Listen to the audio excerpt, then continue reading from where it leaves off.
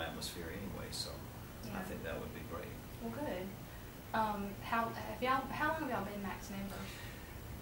We moved to Montgomery in the early 70s, and at that point in time, my dad told me the first thing I should do when I came to Montgomery was to join what was then, I think it was Max Federal Credit Union. Yeah. So we've been members 35 years. And it turned out to be a good decision. He said, you really need to do that. They're competitive, they've got good rates, you know, they treat you right.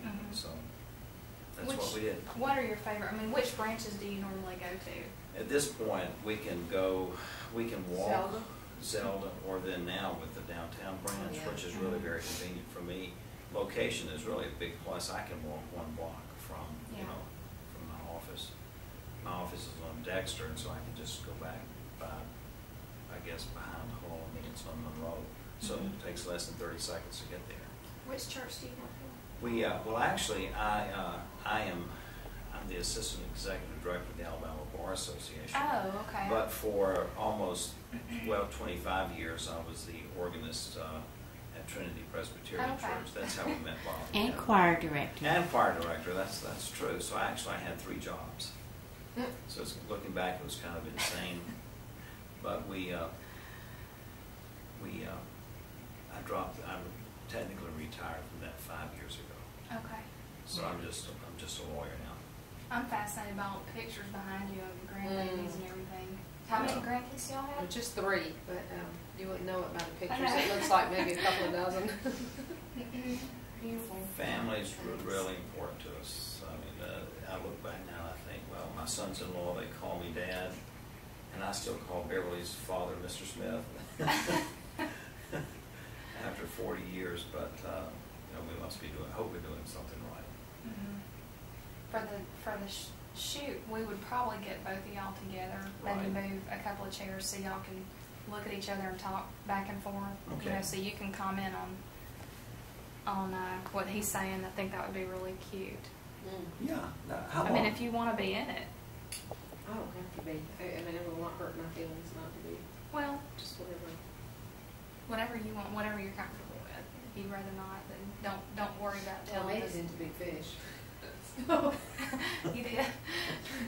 Remember the filming they did about you were 6 or 7 years ago? Yes. I did. Were you one of the nighttime she after they rescued from the fire? Because I think Collie was in. Were you in that scene? No, with I was Collie? not in that scene. I was in the accident scene on the Wetumpka Bridge. I have to rent that again. I have to watch You that. really can't see me because they got me behind the windshield and the glare of the windshield, but I know I'm there. Yeah, my father's a bluegrass musician. Is he really? He's hilarious. He's very serious about it. He's a fiddle player. Right. And he plays several different instruments. And he's played with different bands, different local bands all over town for festivals and parties and whatnot. And they found him and wanted him to play in the little there's a grassy area with a band, and I don't remember. I just remember seeing it. And he said that he turned them down.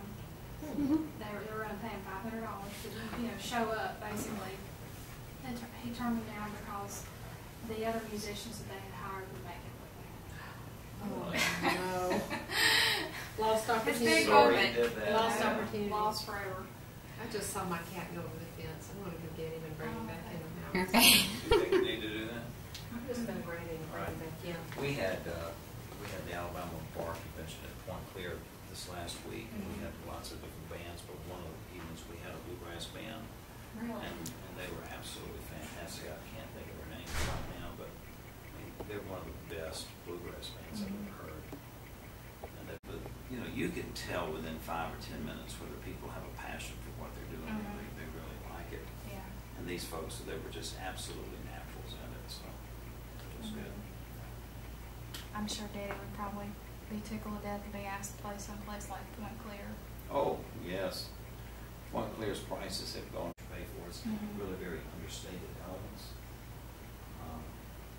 They were voted the #1 resort in customer satisfaction Marriott in North America last year. I think it's last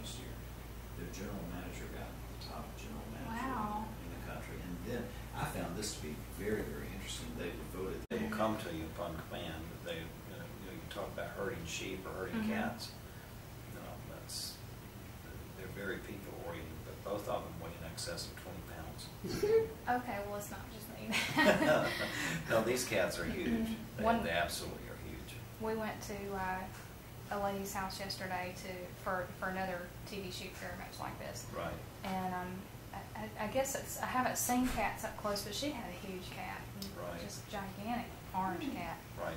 But Ellie is about that long, she's barely bigger than a squirrel. Is Ellie full grown? She's full grown, 3 pounds. Right. I have a 3-pound Chihuahua. Oh my goodness. And that's why all cats to me look big. I mean, She was saying all cats look really big, but Yeah. I mean, these two cats are 20 pounds each. yes. And I just made him come back because he's. Hello. Henry actually Gotta get doesn't. a shot Henry at the really cat. doesn't know that he's Yeah. a cat, unfortunately. And Well, Tux he would doesn't sit either. down and behave yourself. But you see, you can call them just like dogs, and there they are. Mm-hmm. I mean, it's really Well, that's it's nice. amazing. People, when they come, to see us, you either love cats or you hate cats, and sometimes we have to put them up because people are either allergic or afraid of cats. We had one of our attorney friends came one day for a luncheon, and this lady absolutely, the cat met her at the door, Kathleen, and she absolutely screamed bloody murder. It was like Oh, no. you would have thought it was a mountain lion. That had met Was she her. scared or allergic? Scared. Absolutely scared. Wow. Totally So- terrified. So we left the cats out because